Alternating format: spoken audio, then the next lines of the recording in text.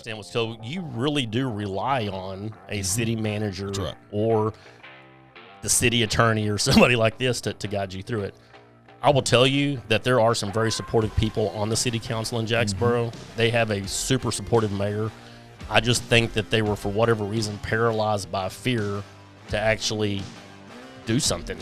Hey, Blue Grit Podcast. I'm your co-host, Clint McNair. We're back this week along with Fowler Owen?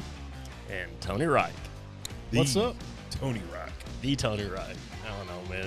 I had a good night last night. Came in the rain. Clint and I had a good dinner. It was good. Good. Where'd y'all eat at? Well, you know, Austin is known for its seafood. Yes. Yeah. With the proximity to the ocean. Yeah. The Gulf of America. And it just so happens that right next to the office is a Papados, so we walked over to Papados and had some oysters. There you go. Yeah. That's a good place. It was good. We like to go to Haymakers. We've been there a couple times. Bullock told us about good. that. Yeah, it's awesome, especially for QT games. Yep. So, anyway, what's been going on with you? How's Texas FOP going? What's going on with that? What's Social Security since you've been on last? The Social Security. Well, we're on a Zoom. The Social Security thing passed. HR 82 passed. Yep. They're working on getting that implemented. Mm-hmm. A lot of strong freaking work on the national level by FOP and the IAFF. They were the tip of the spear getting that passed. The only police group up there getting that passed. That is good. Texas FOP is put in to be the host of the 2029 National FOP Conference. So if we win that bid, there will be about 5,500 to 6,000 cops converge on Houston, In San Juan. Texas, in close. I thought maybe you were going to try to get in Lubbock or somewhere. West Laco, El Paso, or Sweetwater. Amarillo. State board meetings coming up April 11 through 13 in Wichita Falls. Love Wichita Falls. We got a bunch of lodges wanting to come online that we're working on getting in. We've got 2 lodges that left a couple of years ago that now want back in. So explain the not the marriage of Tmpa and Texas FOP, but the benefit. Just real quick before we kind of dive off into Jacksboro, because I think it's important because FOP could have assisted with them as well. But talk about the importance of why local associations from TMPA would want to join Texas FOP and what that marriage looks like. Because you get calls all the time when you took the president spot. They were like, "Oh shit, you left No, he's not left TMPA. He's representing Texas FOP." So talk about that. So Texas is the group in Texas. I mean, we are the big dog on the porch in Texas, but we need a national affiliation. And FOP is that national affiliation. There's about almost 380,000 cops in national FOP, which is freaking huge. I mean, it's a large family to be a part of. Seeing HR 82 pass displays that. When it was up in question if that was going to get passed, and the president of FOP flies to Mar-a-Lago and stands with Trump to discuss it. There's not many other groups out there that are doing that. Schumer asked to visit with FOP, the rally that took place. But also FOP in Texas, you know, our sister peers, our sister groups for years has been the 5,000 men and women at Houston, the 4,300 men and women at Harris County, the 2,500 at Dallas. We all work arm in arm, Dallas County. But there's never been an umbrella for us to lock arms, like just lock arms to fight and stand as one. And FOP's that umbrella. As we all come under that umbrella, Houston doesn't need legal from anybody. They stand alone. But us uniting under FOP allows us to lock arms as one and really like walk the halls of the Texas Capitol as things progress, because more and more we're seeing when legislators want to know something, they want to hear it from FOP because they know that they recognize that national level. And all these massive groups working together, and we're seeing it more and more. Monday morning's TLIC meeting, we had some very large departments. They're not affiliated with TMPA or anyone else. They're affiliated with our competitor, but they're showing up to be a part of the movement because we all want the same thing. Well, I also think people don't realize how important it is to have unity and to have one voice. It's just like when we go into these locals, we'll talk about in a second in Jacksboro, but you know, if I go into a city and I've got an association and you know there's 100 officers at that department and 3 of them are members of the local, you got to have that strong voice and going with our locals into Texas FOP just helps. It helps everybody. It helps the cause. Yep. Or if you're in a city like that with 300 cops and they have 4 different associations, and they're all bickering and can't get on the same sheet of music, it's completely counterproductive. And unity is the theme of the day, man. Everybody's standing together and working together, and kind of a new dawn here I was in at Texas. a dinner with a politician one night, and just for the 22-year-old cop out there that's sitting in the patrol car listening to this podcast at 2 a.m. in the morning, to put things in perspective, you mentioned having 4 different associations at a large agency. Let's just say hypothetically DPD. Well, they do have 4 associations. You have DPA. Let's just say it's DPPOA and other asterisks. Well, when you walk into a senator's office on the state level, they're going to recognize TMPA, DPA, Houston, HPOU, and some other state organizations. But when you go to D.C., they're not going to know. They're not going to recognize TMPA unless they're a very heavily involved, state senator or U.S. congressman. But the way he explained it, this politician was, we can blanket under the FOP umbrella when you walk in there, and everybody at D.C. knows who Fraternal Order of Police is, just because of their heavy presence there. And I just wanted to kind of throw that out there to the. Well, not only that, but people know FOP just from watching movies. Yeah, well, that's true. Call your FOP. Yeah, you Chicago hear that, PD. Yeah, you hear that in a lot of movies too. So FOP is definitely an umbrella that I think we need to get all of our people under. Yep. In Texas. Well, for those that don't know or haven't followed our podcast, Clint is also he's currently the Texas FOP president, but he's also field services supervisor for TMPA up in the North Texas area. One of his field reps is here, Tony Rike, who's been on the podcast before. I always love having you on because when these lights pop on and the cameras get kicked on, me and Clint are used to it. But some people are great at transitioning into this, and some people are a little more hesitant. You have been awesome, and you love the podcast. You're a fan of the show. Oh yeah. And so you got some issues going on up in North Texas. Not you personally. Yeah. Not Tony personally. Well, I do, but before that, as we're sitting here talking about that, I feel like I'm on Talladega Nights when he didn't know what to do with his hands. Right? What do I do? What do I do? Yeah. So I always sit here and kind of figure out what I'm trying to do with my hands. And, Yeah.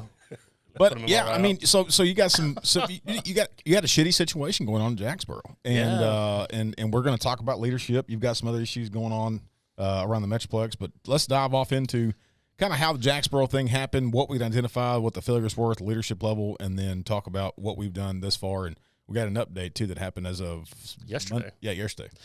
So I think before we even get into that, I think it's important for us to even talk about Texas as a whole. And so when you talk about Texas and agencies, everybody talks about these big departments, Dallas, Plano, Allen, Austin, Houston, et cetera, et cetera.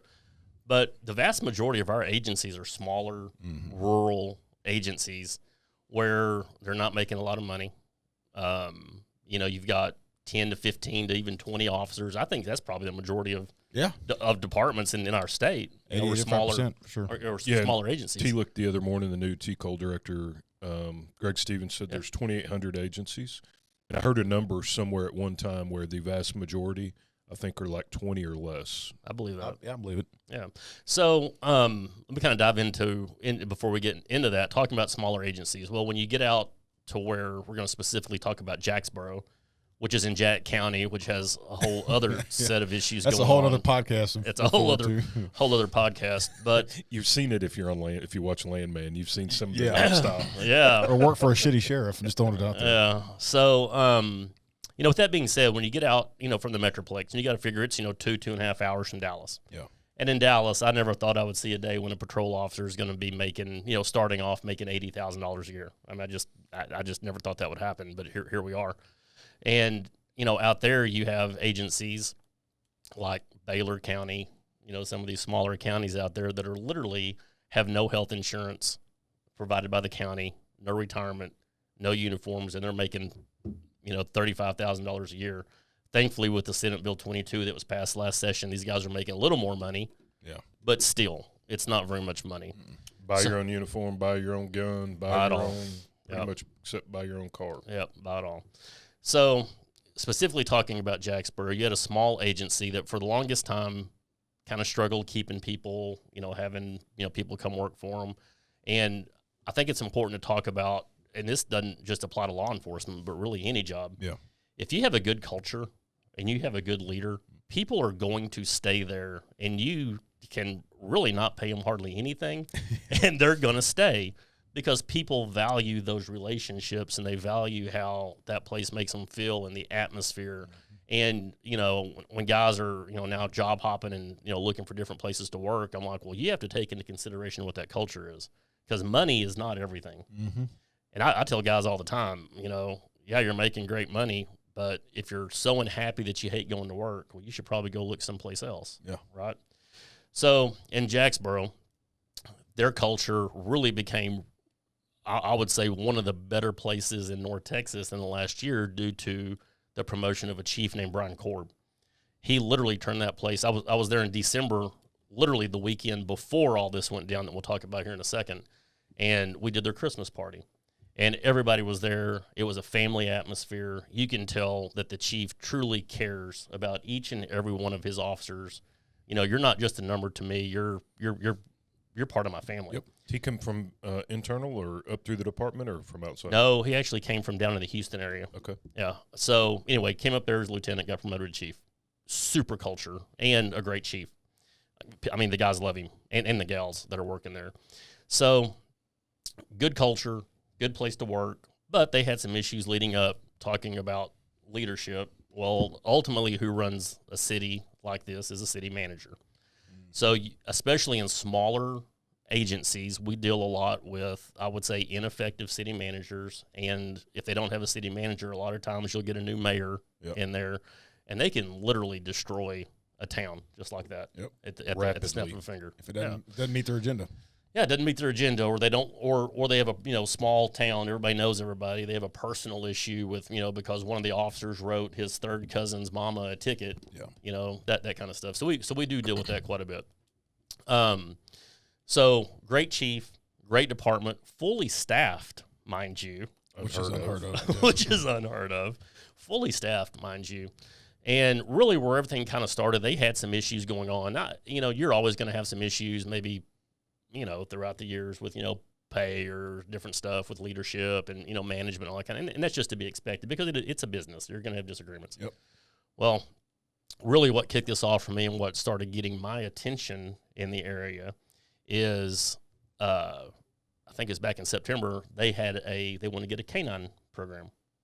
So we started an association in Jacksboro year and a half ago. I think it was November of 23, something like that. After the before all this. So we had a good association, great association leadership. Unfortunately, the officer that was the president has now left Jacksboro due to all this, and we'll get to that in a second. Yeah. And has literally gone next, couple of cities down, right? Because he left because he's not going to stick around for bad leadership.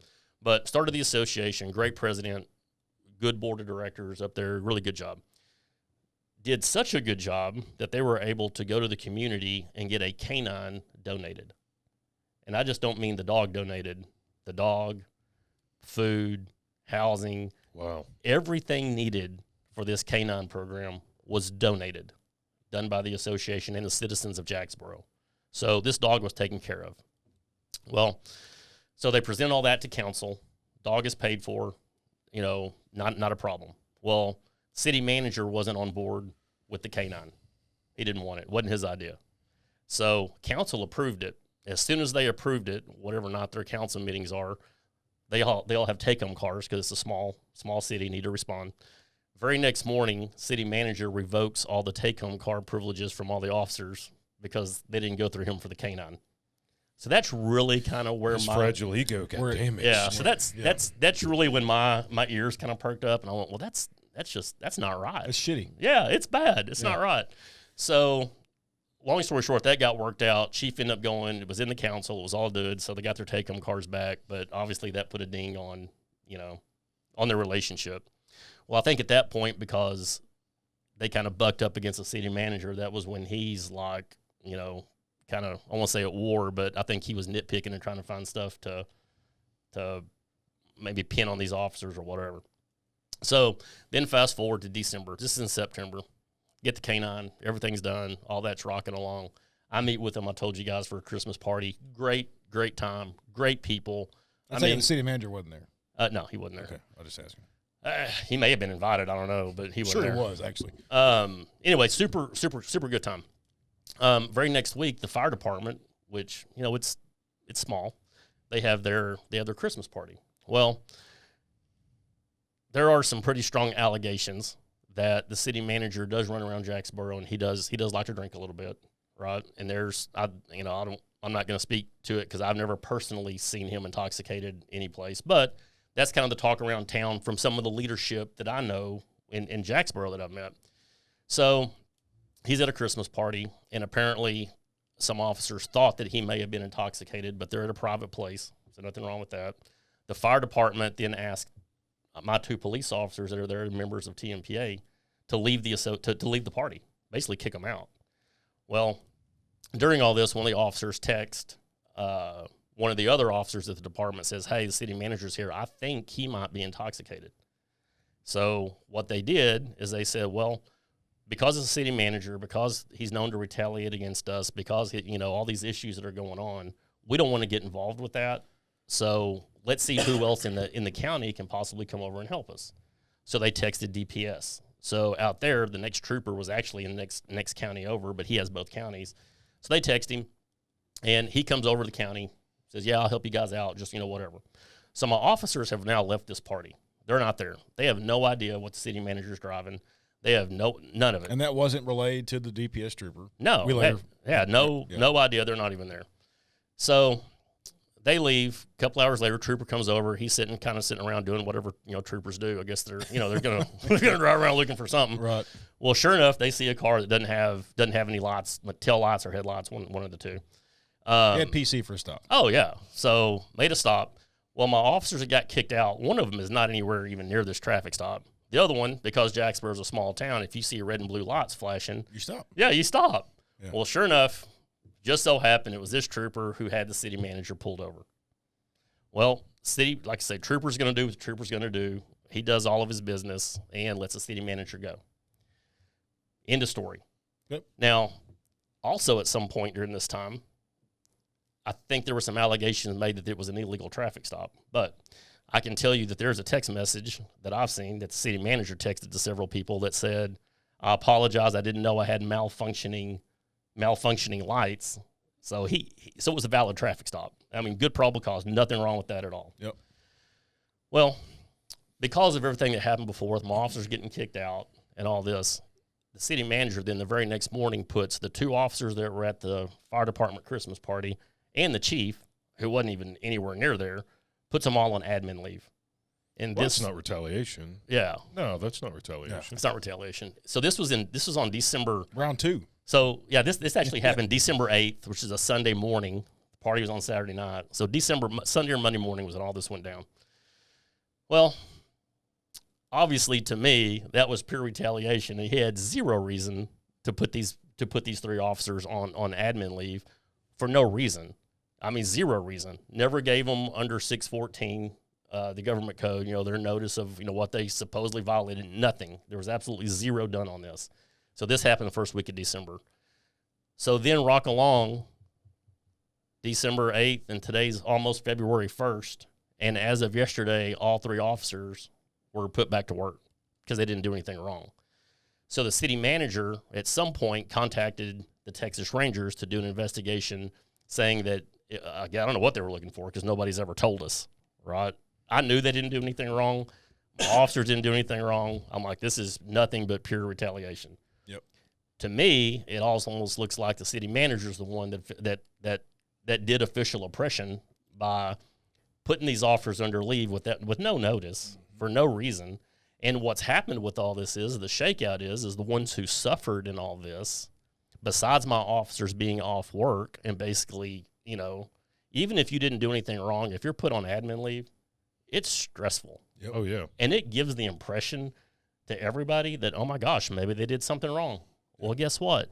They did nothing wrong. And I've been at every council meeting telling the citizens of Jacksboro and the council that they did nothing wrong. But the ones who suffered in all this are the citizens of Jacksboro. Yeah. So had an incident that occurred a couple of weeks ago because there was no officers working because it's between a small Christmas department. and New Year's, if I'm not mistaken. Yeah, that weekend, Sunday. Yeah. So we had a guy who was running around town with a gun threatening people in Jacksboro. Now keep in mind at this point there's 1 officer working.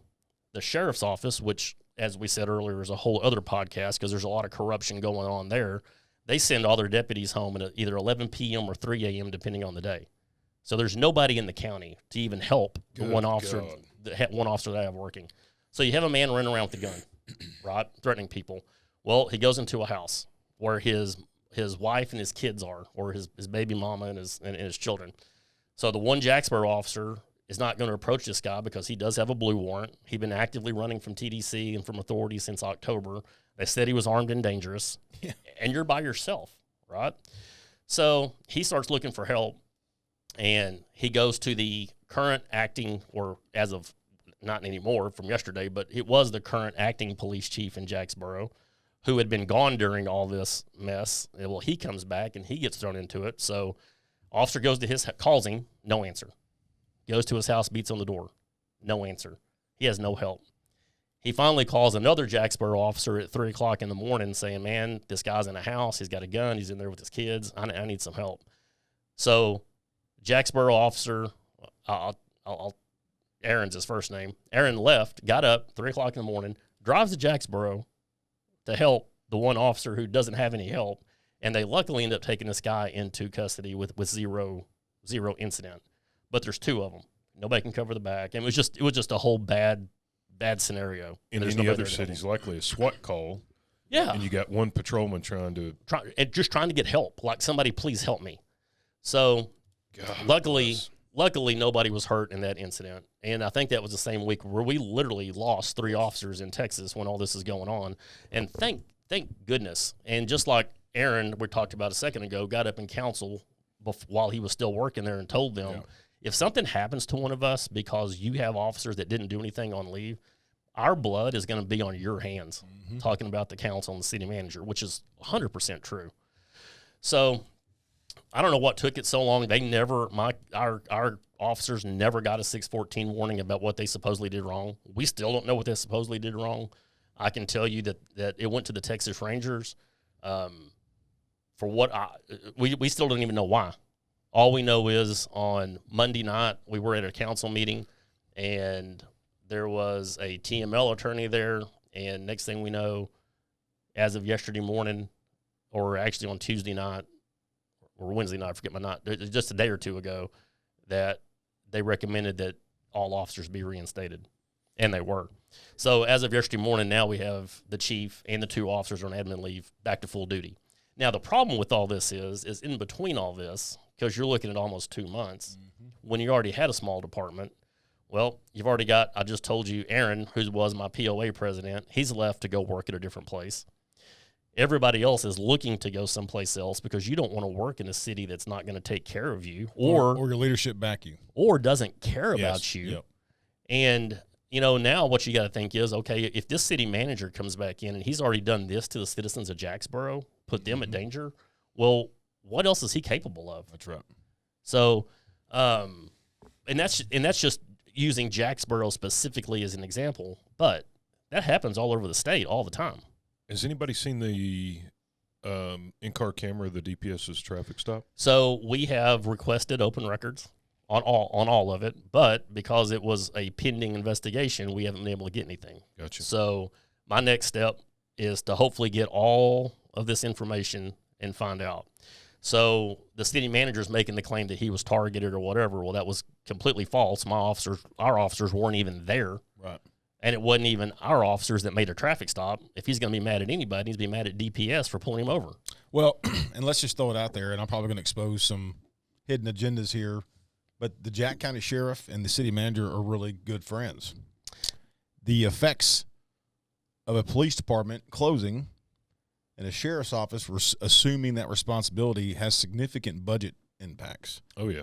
And it's suspected that's the angle that this is leaning to, is that the depletion of the police department to where it's not operational is going to force them to reach out to the sheriff's office in order to assist them with the law enforcement needs of that community. Sheriff gets a bigger budget, gets more manpower, gets more authority, more gets political more control. capital within this community, and so it's just a political nightmare. I think, thank God, right? These are the moments that I think all 3 of us sitting here love our job.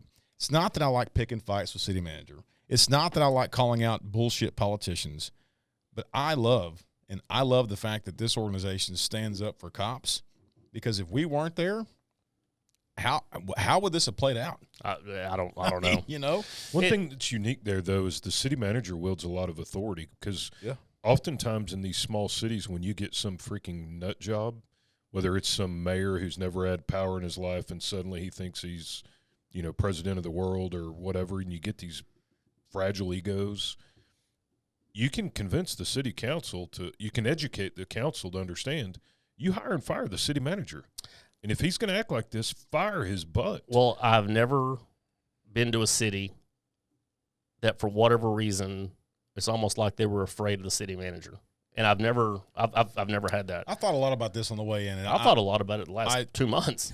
I think, I think it comes down to this. I think that you've got a city council that their ethic and moral compass is pointing north, and I think that they're inexperienced with the way city government works, and they're relying on the city manager in order to conduct that business. And I think that they are afraid that a misstep by them of not coinciding with how government works as far as the formality, that it could potentially hurt them politically. I 100% agree with that. I think, especially in these towns, let's face it, if you're running for mayor, you're running for council, most of you don't have a degree in civics or government to understand what's, so you really do rely on a city manager or the city attorney or somebody like this to guide you through it. I will tell you that there are some very supportive people on the city council in Jacksboro. They have a super supportive mayor.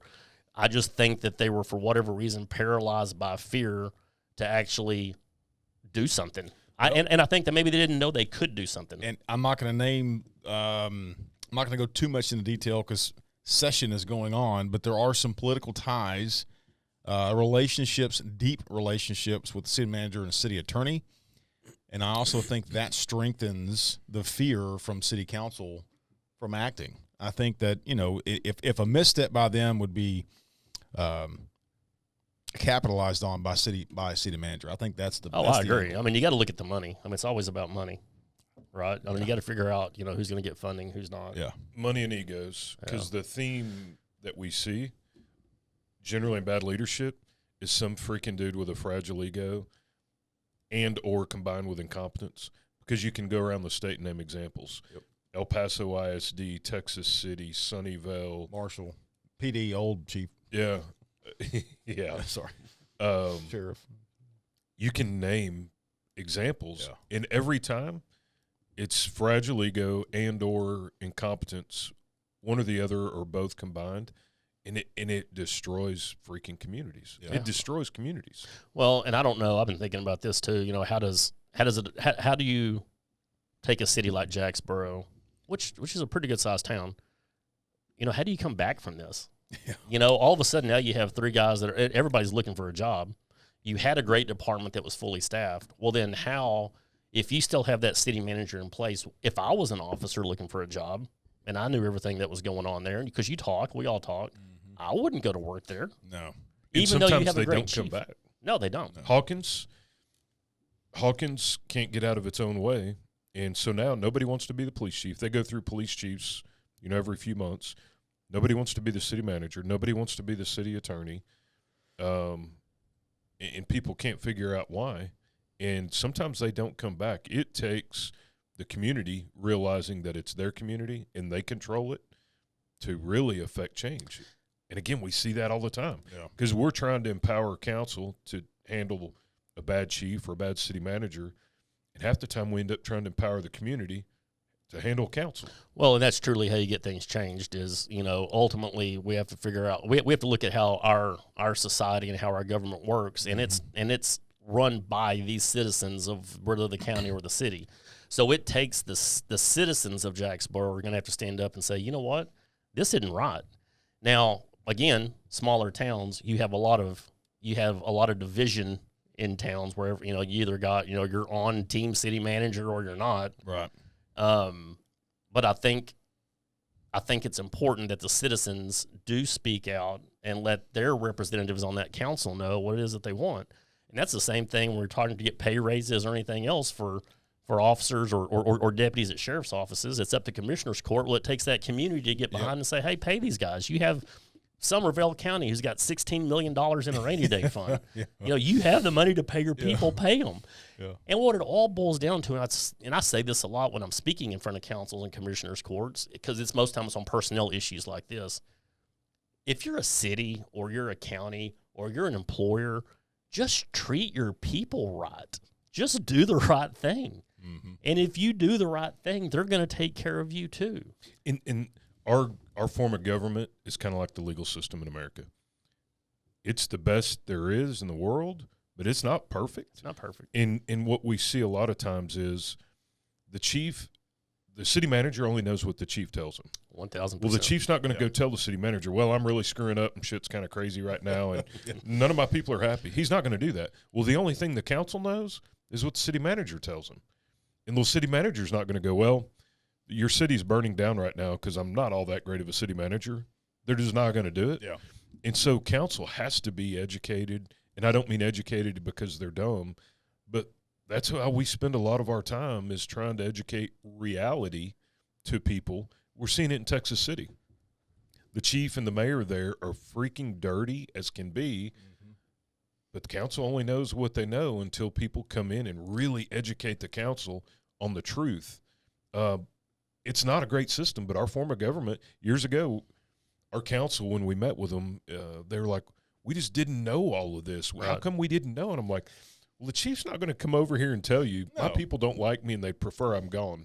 Well, you know, the first thing I tell every association, in fact, tonight we're going out to actually have a new president, and we're going to start another association, not kind of in the West Texas area, but you know, I tell them one of the most important things you guys can do is you start an association to take care of each other. If something happens to one of you, you need to have that support system in place that y'all have immediate help to help another member of your department and your association.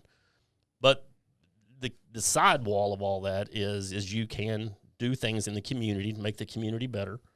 And it's so important that these associations have political capital built up with their council members and their commissioners' courts. That's the most important thing you can do is to have those relationships because of what you just said, Clint. They only know what they're being told. So it's important that these associations and the association leadership have those personal relationships with these council members so they really do know what's going on. So if the city manager tells them X, Y, and Z, well, they already know, well, that's not right. That's right. So I tell guys, whenever you have an association, go meet your council members, take them out to coffee. In that first meeting, you don't talk about the city at all. Nope. Nothing. Just get to know them. Get to know each other. Have that relationship. Understand that any city business is going to be some give and take. I mean, nobody's going to get, you know, a 50% raise each year to make, you know, but it's a business. So it's important to have those relationships and to have that political capital built up. So whenever we get these calls, the very first thing I ask a lot of my members is, do y'all have any political capital? And guess what? Most places don't. Yeah, name your city council members. But what you're describing is exactly, it's the microcosm of exactly why Tmpa is a ledge team. Yep. State 100%. reps and senators only know what they know. Yep. And if we're not down there explaining police perspectives and helping them understand police issues, they're going to make decisions that aren't in our best interest because they don't know. What's the exact same thing at the local level? Your council member Monday through Friday owns a laundromat or owns some, you know, an insurance business or whatever. They're going to get input from somewhere, and if you're not there ensuring you're educating them on your issues, the police issues, they're going to make a decision. It may not be in your best interest, but they're going to make one. And I'm not saying they're making bad decisions on purpose. It's just the fact they don't know. Absolutely. They just don't know. So it's important that we get out and educate them, not only at the legislative level, but also at the local level as well. Yep. So, you know, but I will say this, and it's a double-edged sword because I have seen it and I've experienced it. You both have too. Is that you can become bigger if an association, they can become more powerful than technically their police chief. Oh, We've all 100%, sitting here have been leadership in our own association and have had administrators walk in our office and close the door and say, "Hey, where am I messing up at?" That was at the local level, but respect that, right? Have respect the fact that you hold that heavy sword and carry it. Oh, 100%. You know, and last time I was here was on an episode with Zach Hicks. Yeah. Zach Hicks did an amazing job with the association when he was over that in Bedford. So, you know, he had those relationships built up with that political capital. Did a fantastic job. Yep. But it's important to have that. But so, in being in that position, it's like in a marriage. Zach respected that relationship in that authority he wielded. Yeah. And once he achieved it, he didn't drop it. He fostered it and maintained it, even through leadership changes or whatever. And that's how Bedford has one hell of a good, strong police association. you know, and I tell you, it's not an overnight process. You know, and I guess probably the best example of that is McKinney, you know, who tried to get civil service, you know, many years ago and got and lost it. But because of that, now they have fostered these relationships with these council members now for the last 15, 20 years. And it's a fantastic department, and the city council wholeheartedly supports the police because that association and those individual officers have built up those relationships with them. So good leadership. That's an example of great leadership. Their mayor, George Fuller, great leadership and does a lot of good stuff for the police department. Yep. So there's definitely good examples out there. But then when you get into a town like Jacksboro specifically, you know, that is a prime example of one man who wielded enough power to basically wreck a community and a department. Yeah, and now at the city manager level.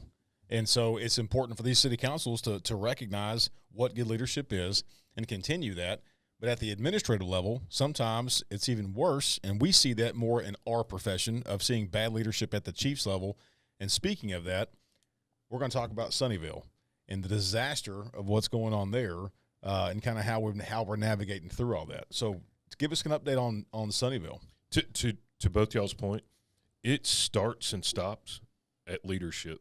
Oh, 100%. Yeah. A great leader causes the culture you talked about, where I know all the agency. I had an agency in North Texas, smaller agency, but in Dallas County, that every agency around them made quite a bit more money, but they were the only agency that stayed fully staffed and had a waiting list because of the culture there, singly because of the culture. It starts and stops with leadership. Sunnyvale, the former chief got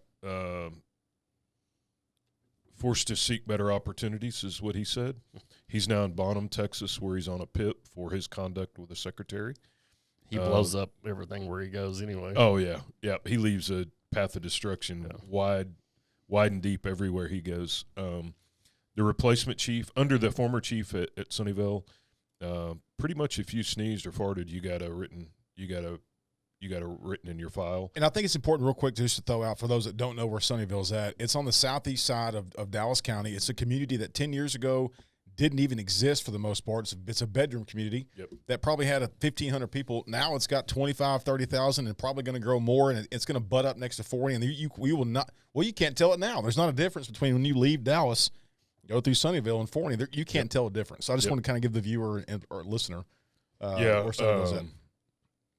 Middle to upper class, rooftop community mostly. There's some business there, but rooftop community. But, you know, they lead by fear. Pretty much if you freaking look at somebody wrong, you get it written in your file.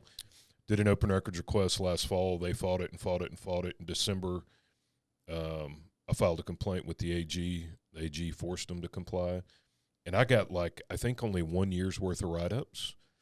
And they're a 20 or 30-man department. There are more write-ups in 1 year at a 20 or 30-man department than at the 300-man department I worked at in a 10-year period. I've never seen anything like it. And, written reprimand because you showed up late. You were 10 minutes late today. And I'm like, whatever happened to calling somebody in and going, Tony, don't do that crap again. Hey, dude. Yeah. I don't show up on time. Literally write-up after write-up after write-up after write-up. And when you know you got the fragile ego guy is when they start making threats that when I find out who's talking to Tmpa, you're fired. And we're praying that occurs. We're not praying an officer gets fired, but we look forward to – There'll be some repercussions of that happens. We look forward to the repercussions to his career that this happens. But you can look at it all over the state. El Paso ISD is a freaking mess. It's a hot mess, dude. So I do an open records request on the chief, and I find out he gets appointed as the police chief. And 11 or 13 months later, right at 1 year later, he begins the police academy so he can learn how to become a police officer. Wow. A year later. It's kind of hard to be a good police chief when you're not even really sure what the police do. That's the definition of putting the cart before the horse. Dude, it's insane. We got Texas City. Yeah. Texas City now, the mayor and the chief there, according to reports from Texas City overnight, now in public comment section, if you speak to anything other than an item on the agenda, you're going to be threatened with arrest because fragile egos and corruption. And so they're going to start threatening citizens with arrest over their First Amendment right. And it starts and stops with leadership. Yeah. It starts and stops with leadership. You know, when people like tonight starting the association that we're going to talk to, and it's a good place. They're not having issues. And I tell people, if you're going to start an association, don't start it because you're mad about something. That's not the time to start an association. You don't build an army during war. Right. But a good sheriff and a good police chief, and for this matter, a good city manager, because I have the Gainesville, Texas city manager. Barry is a fantastic city manager, and he has literally turned Gainesville around, done their books. I mean, he's just a fantastic city manager.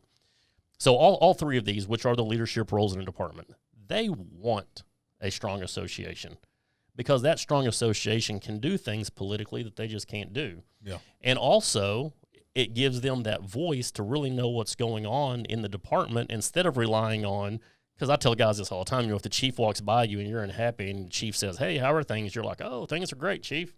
And then he walks by and you're like, that son of a gun, you know, that kind of stuff. Yeah. So a good association, a good leader wants that, because that way they can keep their pulse on, you know, the climate of the department, the morale, which the ways are going, why, you know, and stay on top of those issues. So I think it's important that ultimately, like we said, everything that comes down, we've been talking about today, is all about good leadership. Yeah. And good leadership, I'm telling you, you can go sit through 100 classes, and I think you can make a leader, but also people are born leaders. I don't even think you can make them. I don't think you can sit through enough classes to you're either born with it or you're not. Well, that's just my personal opinion. I could be wrong. The best way to learn how to be a leader is to be around good leaders. Agree. Going and sitting in a classroom listening to some guy with 6 PhDs – who's actually never been in charge of anything in his life tell you about how to be a leader. That'd be like me trying to tell you how to do brain surgery. I got asked this the other day. I was talking to a command staff here in Central Texas, and they were like, well, what the hell does Tmpa field reps know about leadership? Majority of y'all, weren't sergeants or patrol. Here's the fact of it, right, is that all three of us can tell him about leadership because we've seen the failures. We've seen the continued failures within leadership, bad leadership across Texas, the line-level employees, the thousands and thousands of management surveys that we've gone through. We've talked to line-level employees about what they can improve on. So to answer that person's questions, we know it because we're shoulder to shoulder with people who have suffered bad leadership. And we've led our local associations before we came to Tmpa. Yeah. And we're exposed every day to beautiful examples of good leadership. That's right. And beautiful examples of the worst leadership in Texas. Yep. Agree. Sure. 100%. Well, man, is there anything else going on? We got the Police Officer Memorial. To y'all's point there at the end, it always cracks me up, a red flag, and you had one recently, I think, in Iowa Park, where you started a local, and immediately it's, you can't do that, you can't do that. When somebody is deathly afraid of an association starting, because we have it a lot with chiefs. And sheriffs. Somebody will come in and say, hey, I think I'm going to start an association, and you hear the chief or the sheriff is, oh, no, you're not going to do. That should be the biggest. Right. That's like ponchos. The flags you see waving at the car lots that are like 40 feet by 80 feet or whatever, that should be that big a red flag if a police chief or a sheriff is that scared.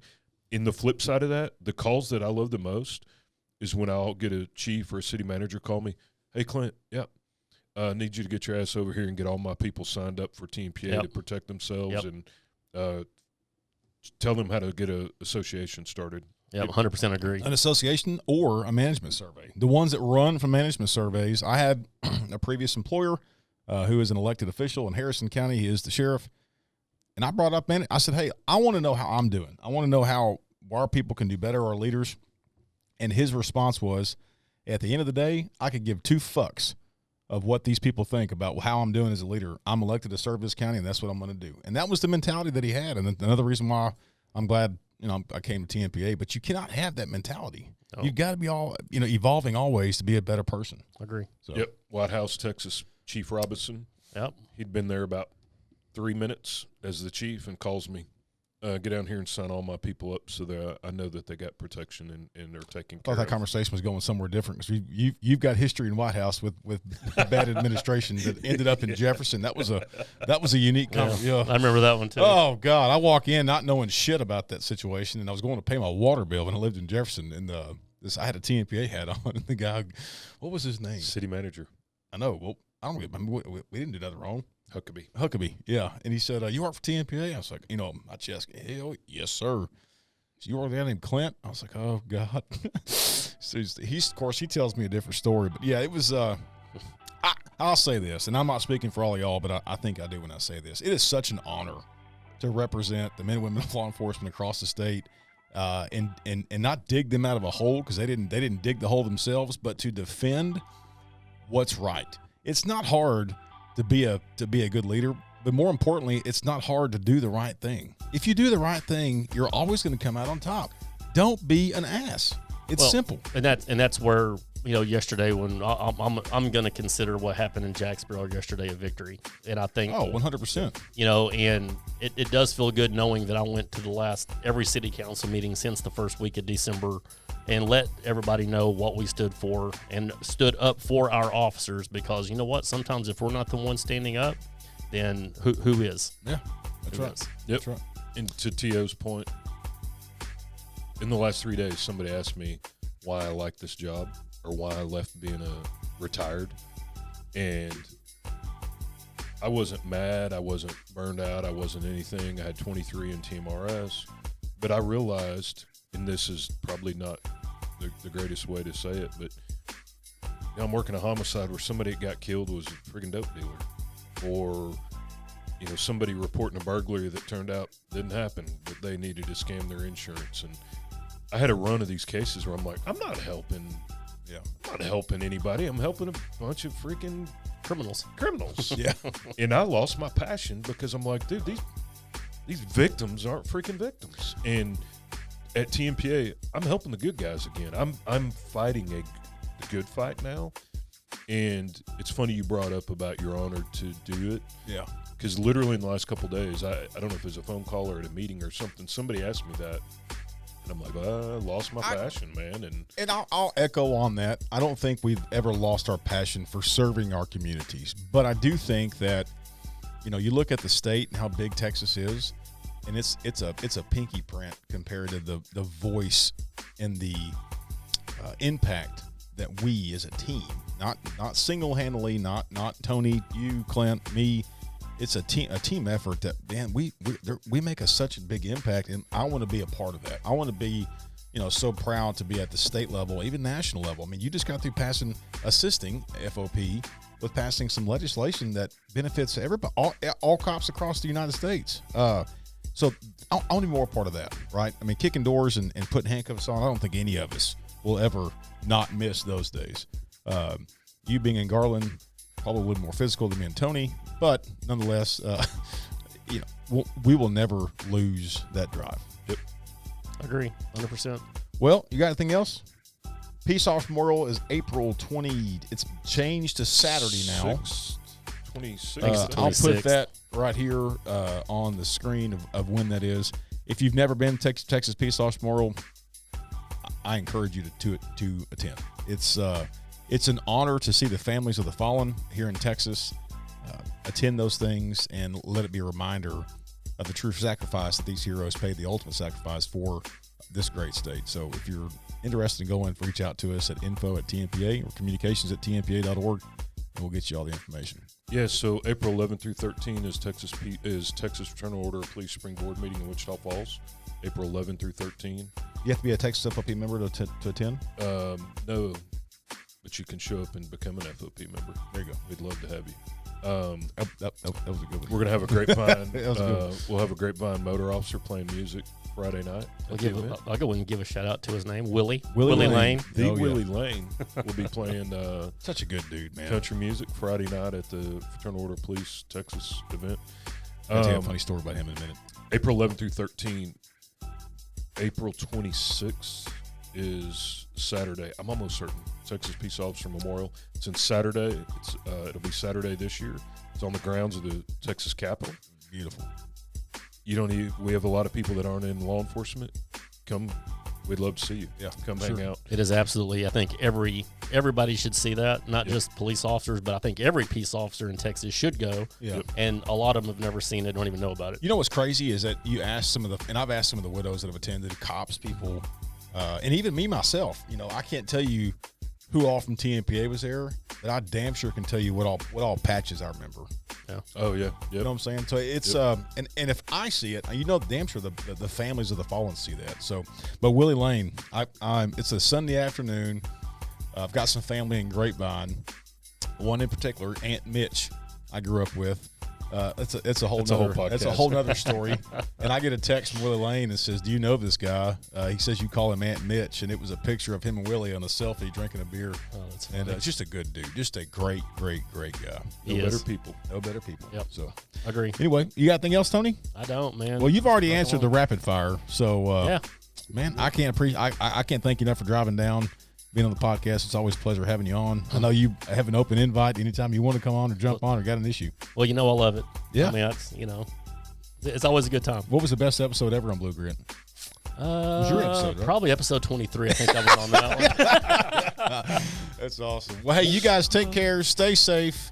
If you guys need anything, please reach out to us at either fieldreps@tmpa.org or communications@tmpa.org, and we can certainly assist you. God bless you. Stay safe. And as always, may God bless Texas. We're out. Yeah.